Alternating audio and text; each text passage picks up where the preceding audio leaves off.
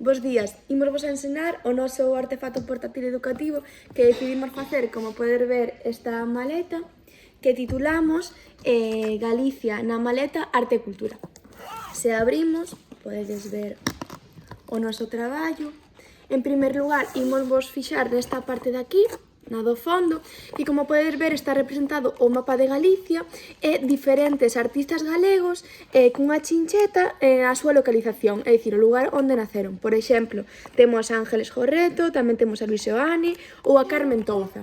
Para os nenos creo que é unha forma moi visual de ver a ubicación de onde naceu cada artista galego e podemos facer un xogo que é quitar as chinchetas e cada neno despois terá que ubicar cada artista no lugar onde naceu. Paso o turno a miña compañera Paula. A continuación podemos ver representado o Camiño de Santiago, que é moi importante na tradición galega.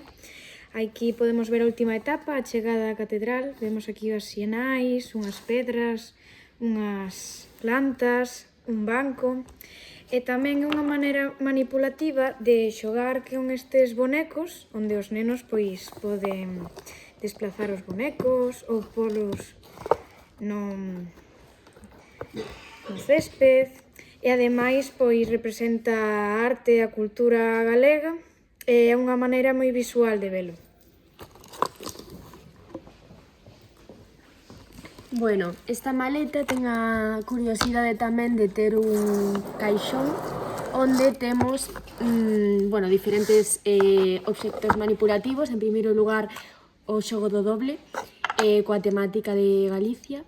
Denominamos o xogo Ollo Galicia por ter símbolos galegos. Por exemplo, un peregrino, un galiñeiro, unha vaca, diferentes motivos galegos.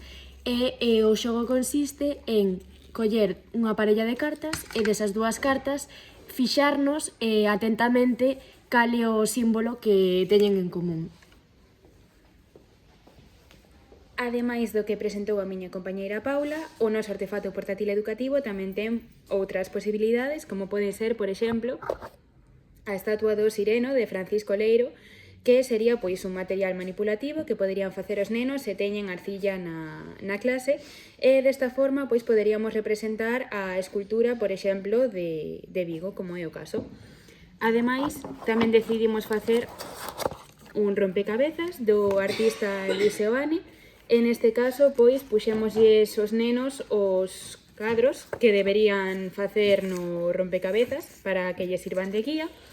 E o xogo consistiría en que, temos aquí as distintas pezas do rompecabezas que os nenos deberían de coller e ir xirando para facer os distintos cadros que eu presentei antes. Como podedes ver, terían que intentar encaixalas e facer os distintos cadros.